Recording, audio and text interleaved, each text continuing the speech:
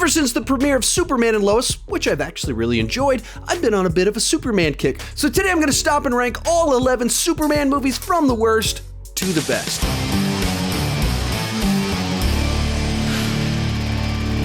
Hi, my name is Sean, and I love to talk about movies way too much. With that in mind, go ahead and join me down below in the comment section. Share your ranking of the Superman movies. My list isn't the right list. It's just my list, and I would love to see yours. One more thing before we get started. I frequently get asked, will I ever rank all of the DC movies the same way I ranked all of the Marvel movies? The answer is yes, and it's coming later this year after the release of Suicide Squad. In fact, watching all the Superman movies was part of my lead up to doing that, so expect a number of DC rankings throughout the year leading up to that ranking. And let's get started. Coming in last place is Josstice League 2017. Now, this is a movie, when it first came out, I found it clunky, awkward, overprocessed, and incredibly mediocre. But with every new revelation about what actually went on behind the scenes, I got more and more kind of grossed out by the film. And now that we've seen Zack Snyder's actual version of the film, I just view this as a bit of an abomination because every single change they made to what Zack Snyder was doing made this version worse with the storytelling, character development, the jokes. Everything is worse in this version. It's awkward looking. It's weird the way it's cut together. By now, we know that this was a gross corporate product where studio executives took something that was a passion project and squeezed it through their formula, demanded it have a runtime under 2 hours. Why would they do this? It took something that us, the fans, these characters that we love and that Zack Snyder and the actors poured their hearts into, and just turned it into this product, which to me is the worst of Hollywood blockbusters and what they can be. Coming in at number 10 is Supergirl, a slickly produced, very bad film with an utterly charmless story. Right off the bat, the acting, the setup, and especially the dialogue are just really weird and awkward. Without it, this city can't survive more than a few days. Our lights will grow dim and the very air we breathe so thin. From there, the story is just disjointed and nonsensical. The basic setup is Supergirl goes to Earth on an urgent mission to find a power source that will save her city, and as soon as she gets to Earth, she signs up for classes at a local school, joins the sports team, and for 15 minutes it has her dealing with bullies at the school. You serious? As if 10 pages from a totally different script got accidentally squished into the Supergirl script, and they just kind of went with it. The villain isn't remotely compelling in her mission or desire for power because she's into witchcraft or something like that. The characters are unlikable for the most part. There's a forced love triangle, and it just all seems haphazard. It's a movie that I don't really enjoy, and at times it's embarrassing to see some of these actors in this film. Squirt. Squirt. Two saving graces, Helen Slater is quite charming in the lead role, and Jerry Goldsmith's score for the film is 1,000 times better than the film itself. Next up is Superman and the Mole Man. It feels a little bit awkward to include this in this list because it's barely a movie. It's essentially a theatrically released extended episode of the TV show from the 1950s. It plays more like a 1950s monster movie than it does a Superman story. It even makes it clear this is taking place 2,500 miles away from Metropolis, involves these mole men coming out of the ground from oil drillers. The plot could easily be resolved if Superman would be more active earlier in the story and if it had more action to stop this stuff from happening. But if he did that, the movie wouldn't take place. And so I understand it's important historically that we had a Superman movie that led to the TV show 70 years ago, but I don't think it's aged particularly well. It's not a particularly good Superman story, and it's not one that I enjoy all that much. Coming in at number 8 is Superman 4: The Quest for Peace, a movie that tries to return to the feel of the first two Superman movies, but almost like a mockbuster version of them. All the best parts of this movie are borrowed from better Superman films and done in the cheapest and laziest ways possible. So you have Clark going back to the Kent farm, but it doesn't really tie into the plot. You have Clark losing his powers and needing a crystal to regain them, but it doesn't explain why this happens. You have Superman taking Lois for another flight and then erasing her memory. All these are borrowed from better Superman films, just not done nearly as well. A big part of what makes this movie so frustrating is that this was done as a bit of a passion project for Christopher Reeve, who had very strong opinions about the nuclear arms race plot line. We're playing out the fantasy of what if there really were this person who could show up and end one of the greatest problems of our time, which is the nuclear race. And if we get it right, which I think we're doing, this will be the best of the Superman movies. And that's not just a pep talk, I think it really will be. But as well-intentioned as it was incompetent in its execution. A big part of that is that Canon was having significant financial problems as they were making this film, and they simply did not have the money to fund a big, expensive Superman blockbuster, in which case they had to repeat multiple special effects shots.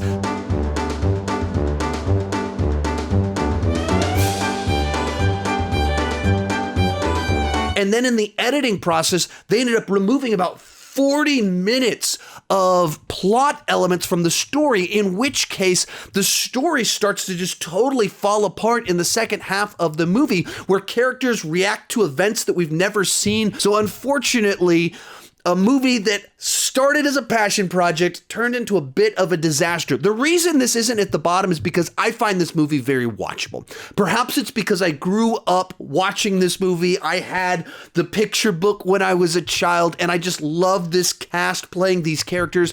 So I have a fondness for it, so I find it more watchable than the films lower on this list. Then we have Superman 3, a slickly produced bad idea for a Superman movie from a director who had no passion or love for the character, in which case he put Richard Pryor front and center in a Superman movie. Right out of the gate, this movie feels off. The opening sequence, instead of following kind of the epic vibe and scope of the first two films, goes with basically a Mr. Magoo slapstick situation where Superman comes into the rescue. The first half of the movie is front-loaded with setup about computers, Richard Pryor getting a job, and Clark Kent going to Smallville, and then the second half has way too much plot about an evil guy taking over the oil trade, Superman turning evil, and then Superman being redeemed and battling an evil computer, in which case it's a very scatterbrained story that doesn't develop any of it,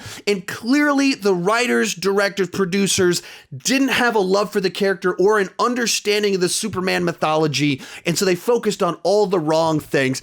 I had not been really thrilled with the way Superman 3 worked out. And don't need to say anything more, except sometimes things work, sometimes they don't. But compared to Supergirl and Superman 4, it is a more coherent and well-told story. Number 6, Superman Returns. To be clear, there's a pretty big jump from Superman 3 to Superman Returns, and I've always been very conflicted about this film. On the one hand, I love that it's such an homage to the Richard Donner Superman films, and in a way, a continuation of them. Those are the Superman movies that I grew up with, so seeing a movie with 21st century special effects, continuing that story, I love so much about that, and many of the sequences are directed so well, especially like the plane rescue sequence. Whenever Superman is in action and they do the montage of him saving people, it's so cool. Like when a guy shoots him in the eye with a gun. Amazing, amazing stuff.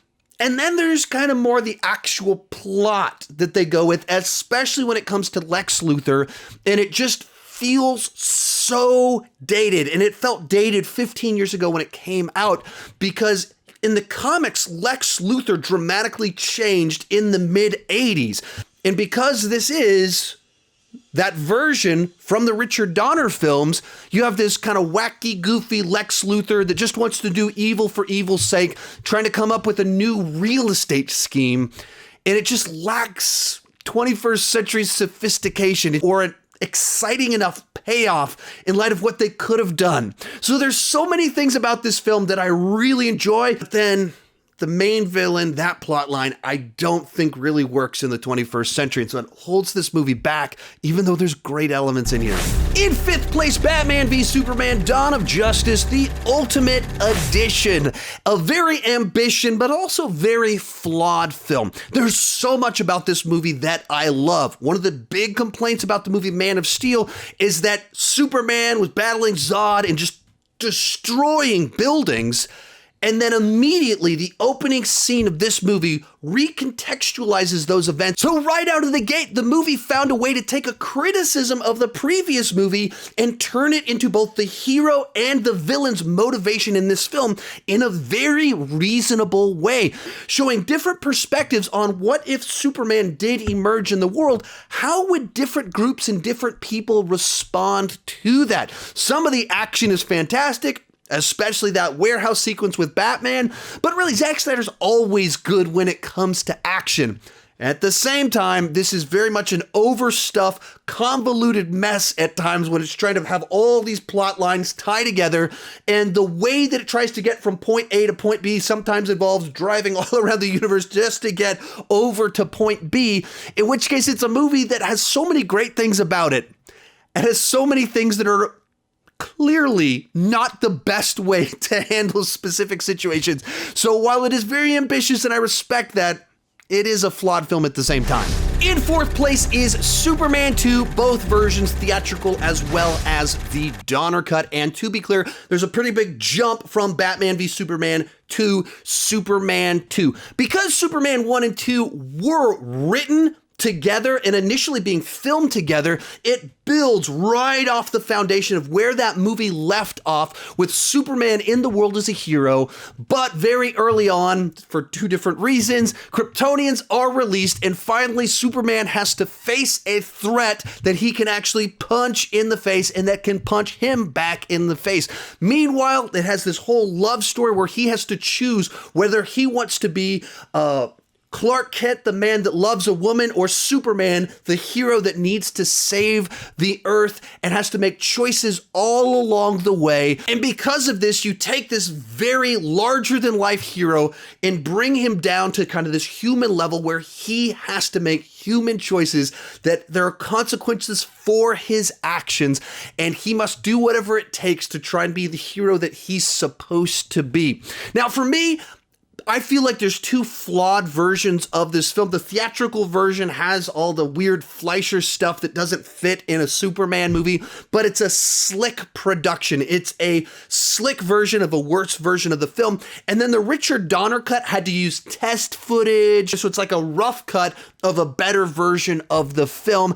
I love this one. It might even be higher up on the list, I think, if we had a proper completed version of the Donner cut. Real quick, before I give you my top three, be sure to join me down below in the comments section. Share your ranking of the Superman movies. Also, I've done a whole bunch of other DC rankings. You can check those out right up here. The DCEU movies, the Joker's ranked, the Batman movies, all that fun stuff up there, plus a whole lot more. If you've enjoyed this video, there's something up there that you'll enjoy. In third place is Man of Steel. Zack Snyder's reimagining of the Superman mythology took me a little while to get used to it. I always enjoyed the film, but I wasn't quite sure what to make of it when I first watched it, because it is this different take on the nature of Krypton and the journey that Superman is on and the way that he interacts with the world and what the focus is on with the Clark Kent character.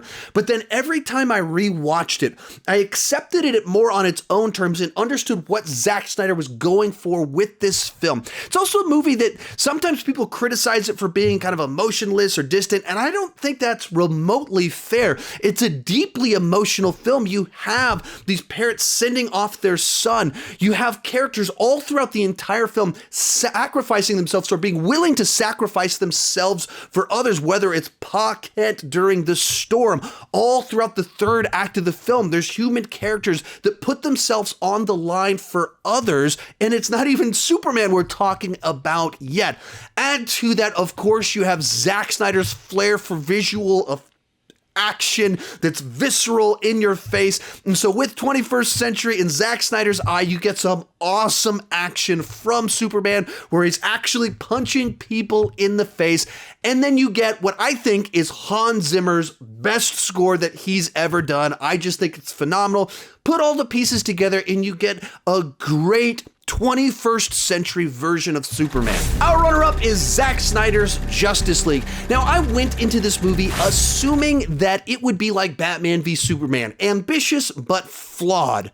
And then the entire movie, I was continually wowed as every single thing about it was better than the theatrical version.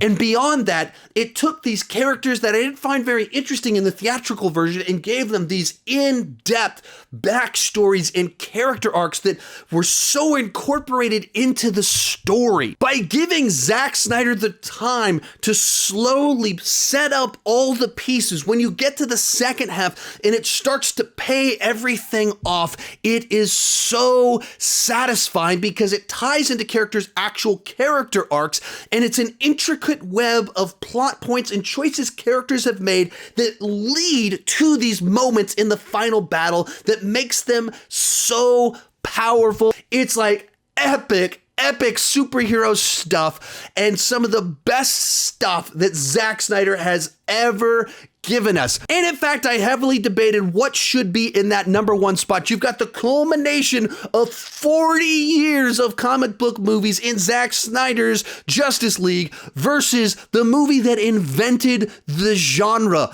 All of the blockbuster superhero movies go back to Superman the movie. I debated it, but I think there's enough newness bias that I didn't feel comfortable putting it in that number one spot at this time. I think it needs a little bit more time, so we'll see what happens later in the year when I rank all the DC movies. But coming in at number one is Superman the movie, the original comic book movie blockbuster. There'd been a few comic book movies released theatrically before this, but they weren't blockbusters like this movie. They went and they got the author of The Godfather, Mario Puzo, to write the initial script for this movie because they wanted it to be an epic that was actually taken seriously. Christopher Reeve is just phenomenal in the role, and you can believe that he's this doofus guy in glasses and then turns into the ultimate superhero in Superman as soon as the glasses come off and the cape comes out.